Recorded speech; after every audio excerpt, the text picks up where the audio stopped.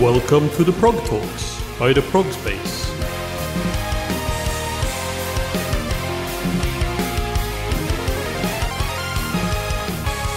Welcome to the Prog Talks, an interview series by the Progspace where we will be talking to musicians in all corners of the progressive music scene.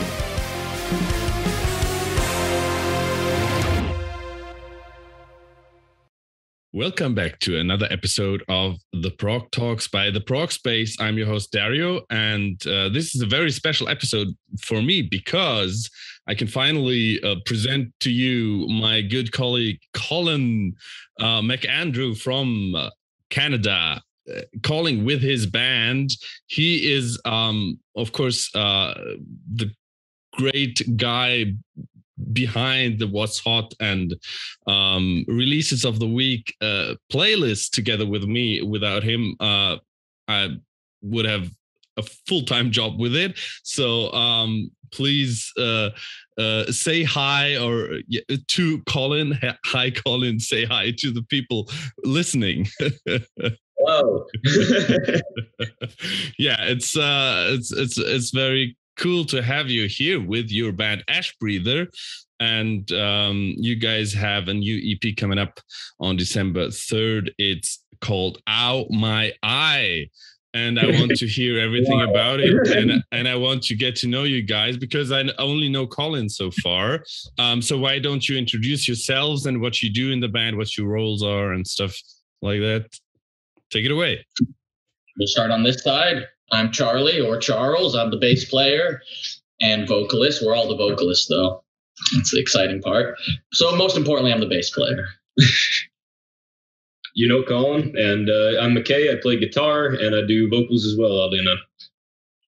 I guess I might as well introduce my role in the band anyways, in case people don't know, but I am the drummer and a vocalist as well. I mean, might as well just go with a vocalist instead of the vocalist because we all do vocals. So we're all the vocalists.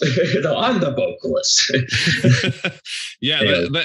That's actually a pretty interesting part to start on because, of course, you guys, you already released an album last year in April 2020, self-titled debut album, and back then you had a lead vocalist, Ben Lavoie, and now you're a three-piece, and you all took over vocal duties. So now introducing yourselves, I think it already came through a little bit that you're truly sharing them, and it didn't sound like anyone has the big bulk of lead vocals going on. Is there anyone who has a strong suit in more, I don't know, more growling or more lead vocals, or is it really equally shared? Actually sing at this point. As far as clean vocals go, McKay's the only one who can actually sing. Me and Colin can growl, but I mean, we're learning to sing. I mean, we do actually all group vocals, clean vocals, in Tranquilizer, and that's the first example of us doing cleans all together. It doesn't really shine out us too much, but it's just a group effort. It's kind of starting point, just yeah, we kind of can, but it's a starting point, Speaking of a starting point, as we just established, you guys had a lineup change, and now you have this EP coming out. So is this maybe kind of a transitory release, leading up to you guys finding your a new balance in the three-piece with this release? Could you say that? I think you could. We kind of actually put stuff out in a bit of a weird order because there was so much time between when we recorded our first album and when it actually came out. We had a lot of time to just write and practice. So we actually have 2 full albums that are basically written that are just on the back burner. And we actually wrote the EP after those 2 because we were just probing around trying to find a way to record them that we'd be happy with. So this was really just kind of a way of testing the waters of self-production and seeing if we could do it before moving on to the material that we're a little bit more attached to. Okay. But they were kind of just almost like sacrificing little lambs to the altar. Like we had stuff we were really attached to, and we're like, if we're gonna say, record these ourselves, just keep things super like, low budget. We're not sure what we're doing, and we're not sure we want to risk this material. So over the pandemic, lots of it when we weren't even able to see each other, we wrote these songs and ended up liking them a lot, despite the fact that they're kind of like, okay, let's write something a little more, that we're not as attached to, but we're extremely attached to them now. Yeah. we as we got this EP together, and then we worked with April Hutchins, as you know, from Anapest, did the production. We kind of want to take a different direction with, I guess, getting the EP to sound as good as we could with, the different direction and, doing the recordings ourselves, engineering and whatnot. Because the first album was done in like a professional studio and paid pretty good money for that. And then just kind of went, the easier route, in terms of mix and master, just like, okay, well, they sound good. So I'm sure we can, make that sound good enough as it is with like, just some little tweaks and then mix and master and see how it comes out. Leave it at that.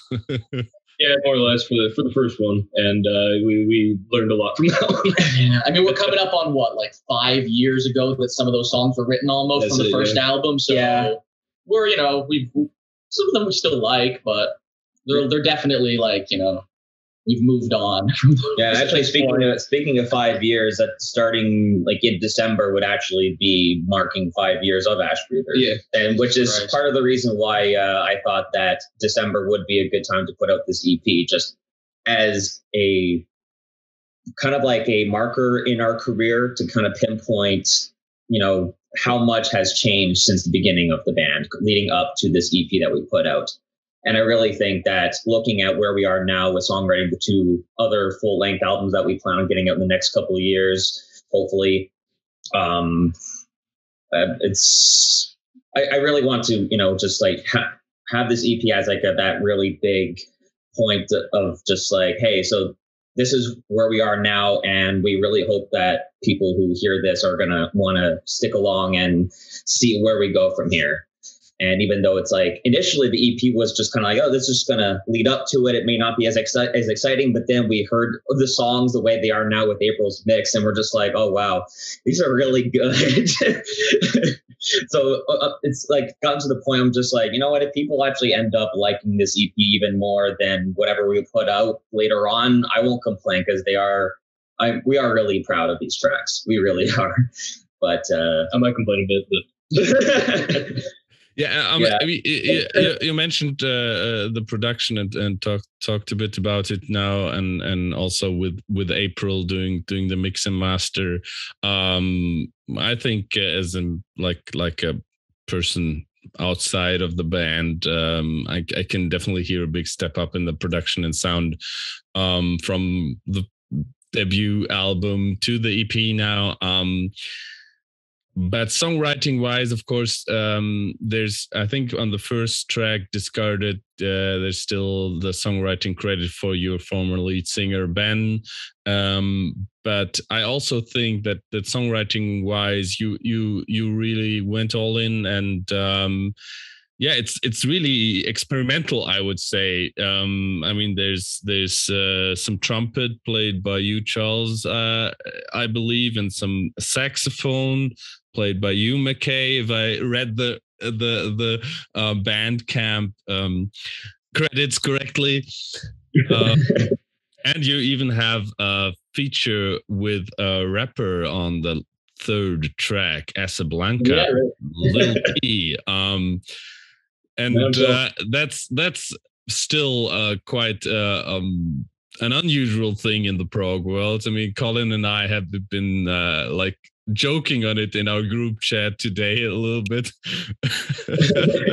Because I mean, of course, earlier this year we had Vola doing the feature with a shaman, these Black Claws, which was fantastic, and you guys integrated pretty well into your sound, and I think with the sound from the album back then, I think it wouldn't have mixed as well as now as you have developed your writing style and also your production.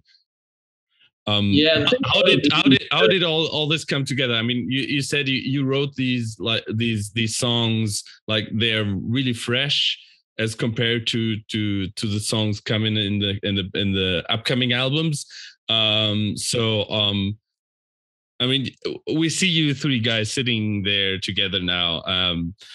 And I know you are also living together in a kind of band house. Did you really write them together in like, or was it before you moved in together? Oh, that was all done way before we moved. It was over like lockdown. Like we moved in June of this year, and it was like at the start of the lockdown in like March, April last year that we're like, hey, you know, we can't see each other, but we can still just toss ideas back and forth, talk on Discord and things like that. And we started, again, that's when we decided, let's try and work on a smaller release, you know, instead of, we were kind of gearing up to start preparing to record our second full-length album, which, like I said, had been written for a while already. That was it. We were hunting for a studio that would work for us, and pandemic, which I'm sure is the same for a lot of people. Yeah, think about that. If it wasn't for the pandemic, it's hard to say like if we would actually be living in this house together right now. Because with the pandemic going on, it was what kind of pushed us that like we need to find a way to be able to do this, not just illegally, but obviously because it's illegal to do that during a pandemic. But we're just like, well, if we live together, then it wouldn't be a problem. And it just kind of clicked, and we all were just immediately like, why not? You know, so we just hopped on the opportunity as soon as we could and figured that this opens up so many doors for us, you know, like having a studio to be able to just jam whenever we want together, be able to record ourselves and even, you know, other people if they want to have like a space to record or, you know, jam with us, whatever, just, you know, it's a studio. So as far as writing went, this was really different from how we usually approach it. Most of the time, we're all practicing together, and a lot of our writing kind of revolves around us being able to perform it. So we really try to make it so that on album it sounds the same as it does live. But here, since we couldn't actually see each other face to face, it was a lot more virtual, and we were just sending parts back and forth, kind of segmented. And we decided, since we can't perform anyway at the moment, we might as well just try playing with layering guitars and sampling and trying different instruments like the brass and the woodwind and all that. And the cello on Tranquilizer. Yeah. So credited to my father. Yep. Thank you very much, Will. So that's it. We really wanted to kind of play with, if we have infinite time in the studio, essentially, to work on it, then what would come out of it, instead of just the usual of we have a weekend to nail it. All right. Did you set yourself any boundaries as far as you say, okay, the Ashbreather, the sound is like that, and we don't want to venture from it too far? No. Yeah, I think we try to stick to something that kind of is cohesive with each other. Like, we want the albums to sound like it's one piece of music and the songs are kind of married with each other. But as far as going from album to albums go, there's really no plan. It's just kind of whatever sounds good and whatever's fun to play. To me, the fact that it's even like that we're a metal band is almost redundant. Like, obviously we are, but I have no particular interest in playing metal more so than any other genre, really. Well, maybe more than subgenres, you know. I probably Okay. Oh, I don't know. That's the next one. Yeah, that's the thing. For me, it's kind of just, you know, it's what comes naturally. It's whatever comes naturally when we work, and that's together, and that's generally metal based. You know, we all like a lot of the same music, and a lot of it is metal. But, you know, we're all influenced by a lot of the same things, but to varying degrees for all of us, but especially for me, the fact that it happens to be metal is kind of redundant almost. And nothing wrong with the fact that it is, but it could just as easily be something else if that's what came about naturally. Yeah, I mean, us starting off as an Opeth tribute, leading into this band definitely probably helped with the whole we could still be metal thing, in a sense. Opeth. Yeah. Yeah, especially Opeth, like especially right now. Yeah, having it like the whole band here, as you guys are a trio now, it kind of opens a possibility for me in this interview. I usually don't have because either a band is an 8-piece or a 6-piece or whatever, and or mostly I only have one member. But now it's like that's like I think I can ask you like individually. If there's any particular heroes of yours, be it in your main instrument as an influence or in music in general, that you kind of would say would be one of your biggest heroes, like could be 2 or 3, but yeah, go. For me, John Dwyer of OCs is the guy that I look up to the most at the moment, just because I really admired just the sound for one thing. The music is fantastic, but just kind of the attitude that he's taken towards music and how long he's been in the scene and how much of it he's just kind of done himself, how much of the kind of industry shit that people complain about that he's completely just walked past and not bothered with. It's a big reason that I wanted to go the DIY route and wanted to make a home studio and learn how to engineer myself, because the less I need to depend on, people with more influence or people with more money or more means than I do to make my music, the more steps I can do myself, the better. So he was a really, really huge model for what I want to do. You didn't have any other names you want to pinpoint? I mean, I got a fucking million. Yeah, I guess. Yeah, that's true. If I was talking about bands, forget it. But if we're going to go on and kind of narrow down to main influences, at least in terms of drums, I have to pinpoint specifically to Mike Portnoy, but I'll also throw in Gavin Harrison as well. There's something about the distinct differences in both of their styles that I just have I take so much influence from both of their playing because of how a lot of it I think is when I listen to Mike Portnoy, a lot of his playing, it just kind of works for me. A lot of the times when I do some jams or whatever, I'm playing a lot of heavy stuff and the more proggy stuff, and then like a lot of his ideas that he had with Dream Theater, like Dream Theater has been like pretty much my favorite band for like half my life. So all that time getting into their stuff and listening to Mike's passages was just such a big inspiration for me. And that's what helped me to eventually build on that craft of just writing cool parts. And then getting to know more about Gavin Harrison's playing, a lot of it was more focused in like the feel of his playing and like a lot of just different things that I never, would expect, I guess, to hear from Mike Portnoy. It's quite different. And I guess in more of a sense, he's more almost like a jazz drummer, I guess. But yeah, it's something about that kind of opened more doors for my inspiration. And yeah. By the way, if you guys out there want to hear more of Gavin Harrison's solo work, I just read like the other day that I think 3 albums, including Cheating the Polygraph, are now up on the streaming services. So if you want to check them out before hopefully buying them, you can do so now. Actually, kind of funny. I think I do actually have a CD copy of one of Gavin and Osric's albums. It was The Man Who Sold Himself, I believe. It was kind of funny. My dad actually pre-ordered that because he was also a pretty big fan of like Gavin's stuff. And he, not only that, but he pre-ordered it like super early to the point of being one of the first 200 to pre-order and got a signed copy and everything. Oh, wow. And it's kind of like, yeah, I ended up listening to it and I wasn't really a fan. So I thought you'd probably like to have it. So, yeah. It wouldn't hurt to have it into the collection. Yeah, I actually expected it to sound like Porcupine Tree instead of what came out of it, which is much more, I guess, kind of weird, jazzy, awesome. I love that shit. Trippy. Yeah. Did you listen to last year's Chemical Reactions album with Antoine Fafard?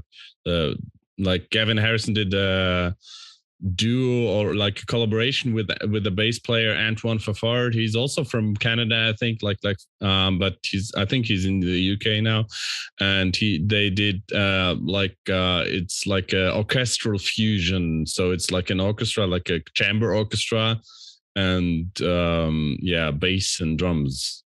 It's like fantastic, and I was lucky enough to have Gavin on the Progcast back then for this album.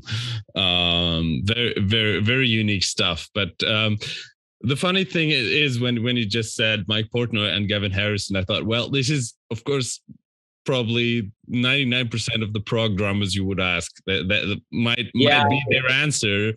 But then again, of course, me being a big prog enthusiast as well. Otherwise, I wouldn't be in the Progspace and doing the PROGTALKS. You go on. Hopefully, it doesn't die down while we're doing this. All right, I see.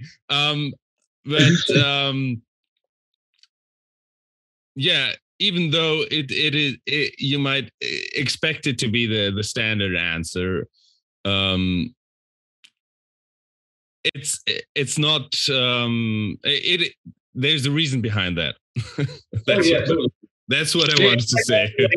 Guitar, like if you ask a guitarist, like who's the biggest influence on your player, who influenced your playing, like everybody's gonna say like Hendrix or Zappa or all your big guys, and I mean, yeah, me too. It gets because it's pretty undeniable, kind of the impact that they had on just the instrument. So it's hard to escape that. I mean, if you want me to try to like pinpoint to like more underrated drummers, and it's like, okay, I guess Steve Judd of Carnival is pretty neat. I think he's pretty overlooked, even though Carnival is also a pretty big band, but not many people talk about him.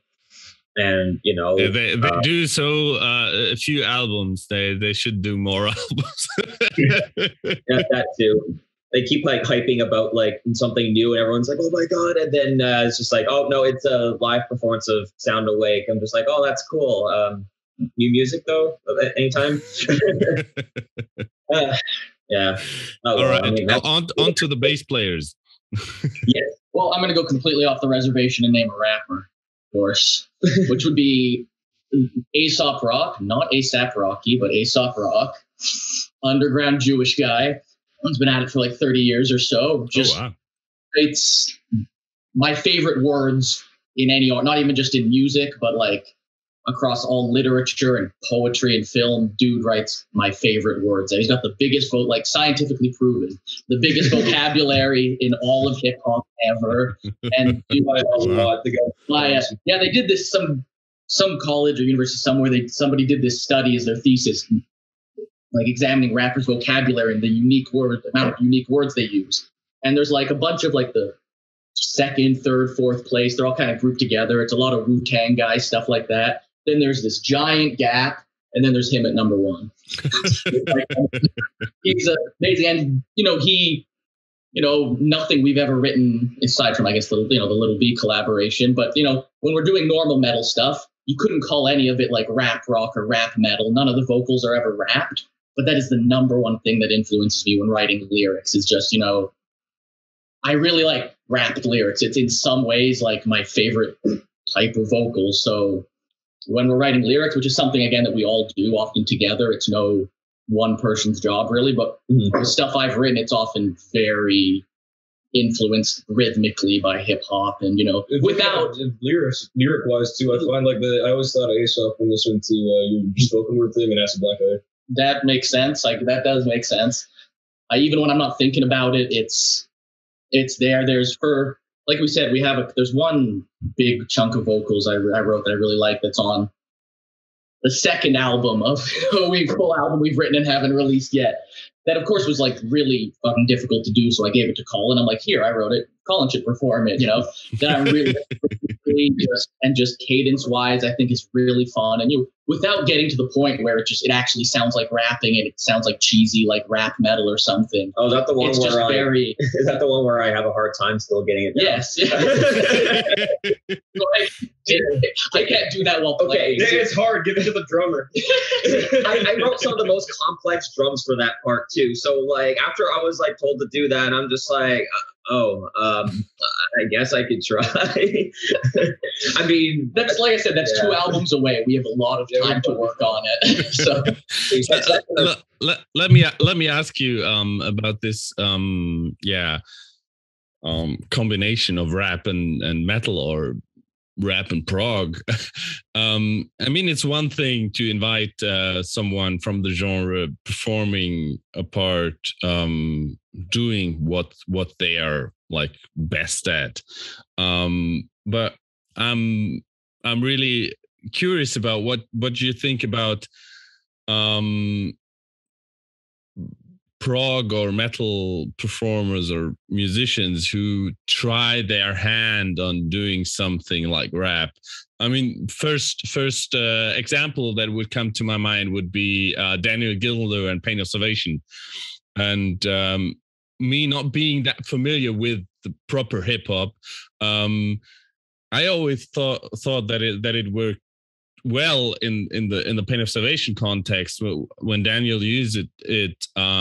But I could also assume, or I could also imagine that for people who are really into hip hop and really know about the genre, might find it cringy or not well done. I don't know.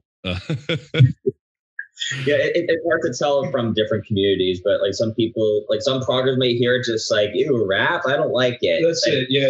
There's a lot of people who they're just kind of set in one genre, and if you set foot outside of that, then it doesn't matter how well done it is, it's just they don't like it, right? That's another problem, of course. I mean, I've seen a lot of people really digging the whole Vola album, but then they said, that part is not for me. And that's the nice comments, of course. You should be grateful for people saying it's not for me these days. Totally. If it's a genre you never listen to, it's pretty normal that you get something like that just out of the blue, and it's not necessarily going to click with you because everything's an acquired taste. You're not going to hear just some rapping for like the 3rd time in your life. You've never listened to the genre, and I mean it could click with you, but more likely it won't. And if you're putting the effort and start to explore the genre more, you might warm up to it. But definitely, everything's an acquired taste. Yeah, I'm definitely expecting a lot of metalheads to not dig Casablanca, but I don't care. Yeah, it's one of those cases where I'd probably have the most fun when people don't like something of ours, or some people are straight up insulting something of ours. If it's that specifically, I'd probably enjoy it. It's like it's just like we like to take in proper criticism, but when someone just flat out does that, it's I don't know, it's just kind of laughable. It's just like you don't really have any actual meaning to why you dislike it. It's just like, oh, I don't like rap, so that's why I don't like it. If you are enjoying this interview, please head over to theprogspace.com for more reviews, articles, pictures and interviews, all about progressive music. You can also find us on Facebook, Twitter and Instagram. theprogspace.com.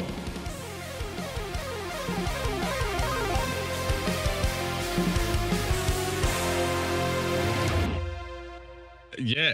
I mean, we had something similar with the more pop leanings of some prog artists, or assumed prog artists, let's say it like that. I mean, at the very beginning of the year in January, Steven Wilson released The Future Bites, and just recently we had Bent Knee releasing their new album Frosting, and of course a lot of old school prog heads, like they don't know how to process the hyper pop of Bent Knee, and they just flat out refuse to listen to anything that sounds like The Future Bites. And I have to refer back to one of my favorite memes from Colin. When you remember which one, Colin? It was about the future bias, because it was the Drake meme. Like people. Right, yeah. It was just like, it was the top one was just like disliking the future bias because it's pop, and then the other one was just like disliking the future bias because it sucks. Yeah.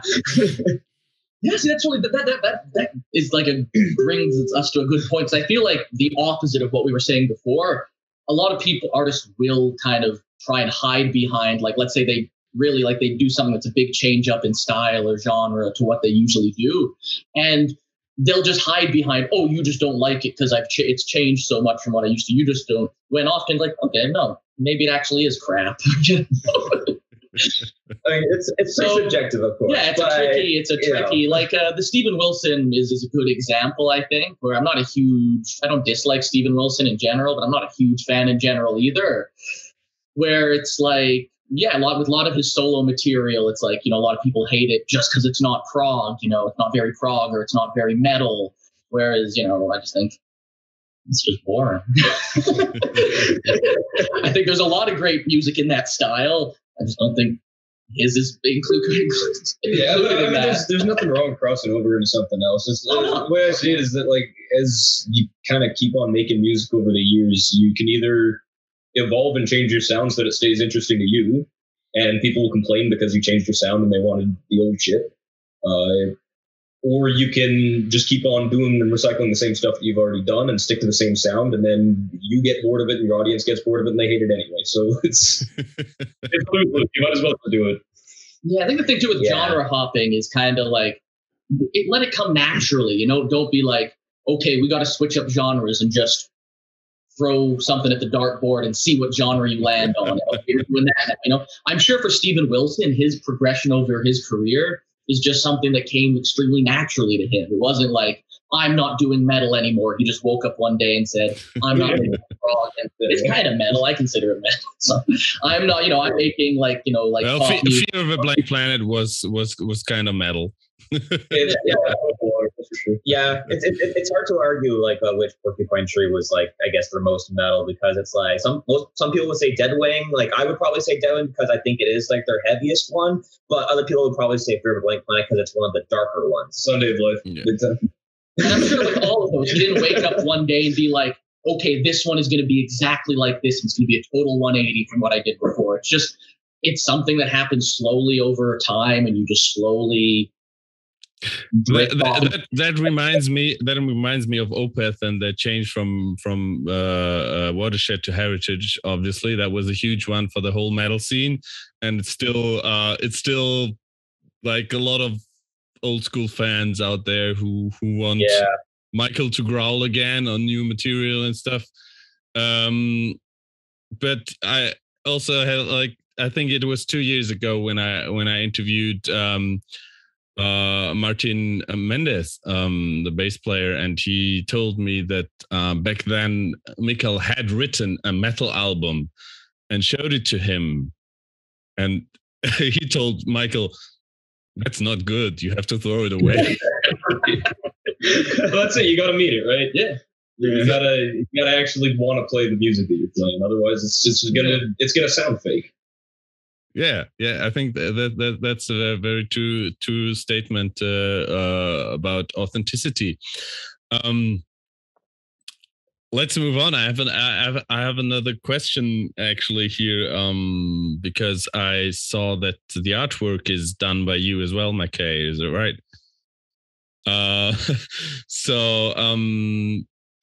Yeah. Are you an artist, or is it just like an interest of you and another talent?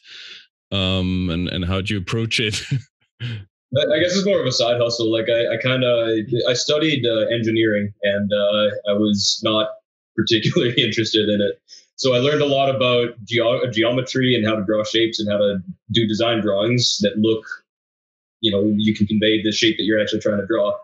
but I didn't really want to draw silos and tractor parts or anything, so I usually just drew messed up, squished up faces and deformed people because it's fun for me. So I spent most of my time in school just drawing those, and I guess I got kind of good at it eventually. So it's always been kind of a side hustle, and I've only started kind of really drawing seriously and trying to make them look usable for album art maybe this year, last year. Yeah, speaking about album art specifically, I mean that's quite a very restricted. Well, no, not restricted, but of course the format is given, being square. And, yeah, exactly. But within that square, you're of course free to do whatever you want. Is there any particular album artwork that you think was just, when you first saw it, you fell in love with it? Let's put it like that. Oh man, there's so many. I think I know it's kind of like an obvious go-to, but I think Court of the Crimson King, just that face in general was a big roadmap for me. I really liked that was like one of the things that I always drew when I was starting out, because it was one of the first ones that actually started turning out well, were just kind of gaping mouths and like jagged teeth. And almost all of that I modeled. The jumping off point for all of that was Court of the Crimson King. And just that kind of the face on it. I really like just screaming people. That's my favorite. Better than just silly faces or like, Oh yeah, we're all still 5 years old at heart. Big time. Full body horror. You guys have any favorite album artworks that you'd like to give a shout out to? Again, it's a super obvious choice, but all that classic like Cannibal Corpse artwork was just so vividly imprinted on me since I was young. Like, when I was really young, you'd see that and be like, that's it. That's like the scariest music ever. That must be just based on the artwork, And so just like even way before I ever listened to death metal, which I would have gotten to in like high school. But even before that, you'd see just in the wild, I'd see stuff like that. Yeah, like Butchered Birth t-shirts. Yeah, and, a lot on t-shirts. That's the thing. It's, I guess, in high school too, especially, see like older kids, with like Cannibal Corpse t-shirts and stuff. And it was really like, just implanted on me like, wow, that's cool. Just total, just like Neanderthal, like Beavis and Butthead, just fucking reaction to it. It really just embodies that well. Just that's fucking, that's badass. Oh, Baroness, every Baroness album. Huge, like it's I guess another obvious choice for Baroness, but just beautiful fucking artwork. Psychedelian. What else do you need? Sorry, I said the quiet part loud. And you, Colin? Wasn't very quiet. I don't know. I mean, like it did come to mind that on the subject of body art, I remember showing one to Mackay that I remember him also liking, but it was Flesh Vessel's first EP, Vile of Man Reborn. That one is like, it's really interesting. Like, I like the cover of that. Yeah, it's such a great one. Oh, you have it too? There it is, yeah. Oh, look at that. Oh, and the Ashbreather sticker. Oh, we're already got to that. That's a good ass album. Yeah, we both have a copy exactly too. So yeah, all around Flesh Vessels, great. Can't wait for the new album. I think it's coming out either January or February. I'll have to double check that, but early next year. So stoked to hear that. Yeah, that's going to be very, very interesting. And the first single was already out on YouTube and it was very, very experimental. That's definitely one to look forward to next year. Now, wrapping up this interview, I know Colin is listening to probably a lot more music than I do even. And the year 2021 is slowly coming to an end. We're midway through November, almost, right? And so the first, thoughts about an album of the year are also like thrown around, and is there anything from this year in particular that you thought, okay, this is one of the best of this year? Well, I have two that I ended up giving a 10 of like maybe about 150 albums that I've listened to so far this year. From this year, well, yes. Which is like only half the amount I've listened to from 2020. So bear with me. Oh God, Colin, you're dropping the ball. 100. Yeah, I know. only 150. I know. I'm sorry. But yeah, I have two 10 on 10s, and even usually between the 10s, I can kind of pinpoint this is the one that grabbed me the most. But I'm still struggling which of those two I am saying is my favorite. So I'm just gonna say the two anyways. It is Disempath by Bridge Burner and Radical by Every Time I Die. I listened to that one. It's pretty good. Yeah. I don't keep up with new music very well, but I listened to that one. It was so solid. Well, I respect that opinion. I think it's like one of the best like metalcore, mathcore records I've heard in quite some time. Like it's up there with like One of Us Is the Killer in my opinion. Like I love that album. So Bridge Burner, you guys will have to check that one out too. It's definitely much more overlooked than Every Time I Die, because like Every Time I Die is, probably especially one of the big like up and coming metalcore acts right now. And they even toured with Mastodon a few years ago. We went to go see it and it was amazing. But yeah, Bridge Burner, almost no one knows about them. So I figure I'd throw it in. Hey, go listen to it. Their album is awesome. I think Cavalcade from Black Midi for me is the big one. That is good too. It's just crazy. Really, the energy in it is something that I admire a lot, and I want to be able to play like that. I know I probably never will because I didn't go to fucking Juilliard, but like, the three of us a couple of years ago, obviously before the pandemic, so it would have been like 2 years ago. We saw the three of us. You were there, right, Carl? Yes. Yeah, you were. We all saw Black Midi live, and it was like the first album they had at the time. It was pretty good. I thought it was decent. But then when we went to see him, especially like for me and Colin, we're just like, seeing them live was just like, like seeing players like this who are could still be one thing, they're super like fun and charismatic, but just the most like, just amazing jazz players, which is kind of the be all and end all for me as far as technicality goes, but just definitely not playing straightforward jazz, just playing the most skronky kind of rock-ish kind of, you could almost call it proggy. Yeah, I mean, the first album like wasn't quite around the realms of like prog per se, but I don't know. It's like I was kind of on the same way. Like I heard it the first couple of times, I was just like, yeah, it's pretty decent. But seeing it live, like something about the energy and their drummer too. Oh my god, it was.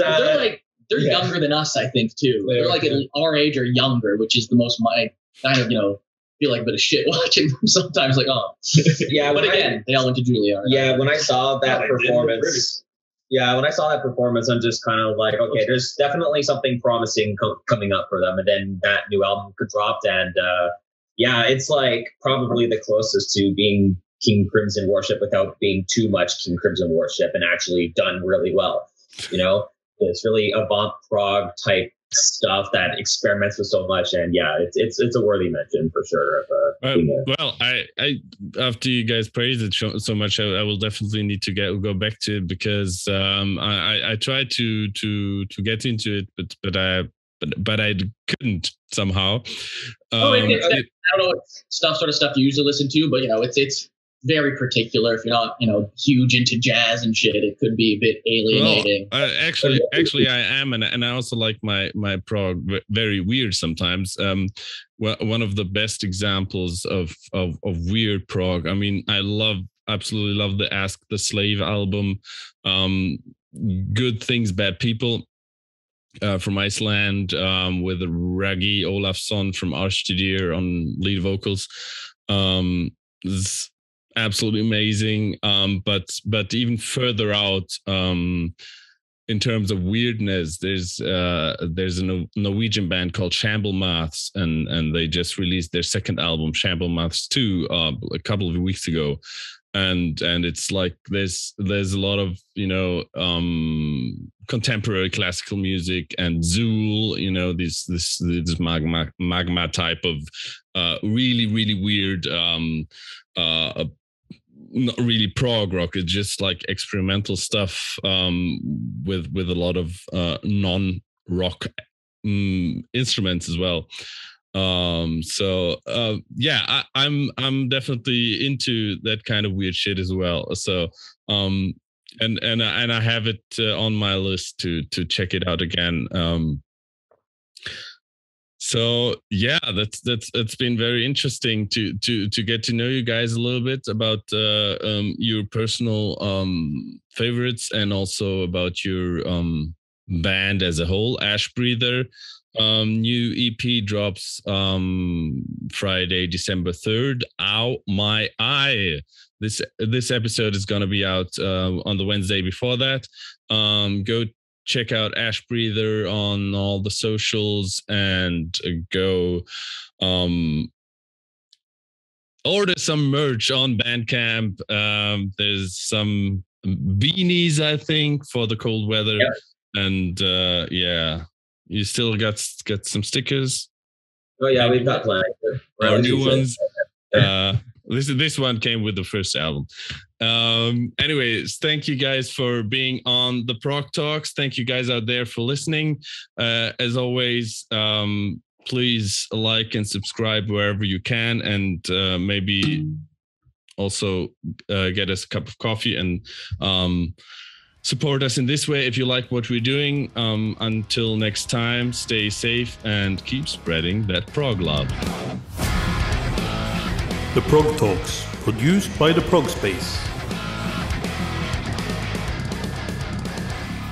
Main host, Rune Belsvik Reinås.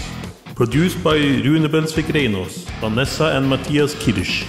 All graphics and animations by Vanessa Kirsch. Intro theme by Giuseppe Negri. Outro theme by Zach Munovitz. This was the Prog Talks by the Progspace. See you in a week.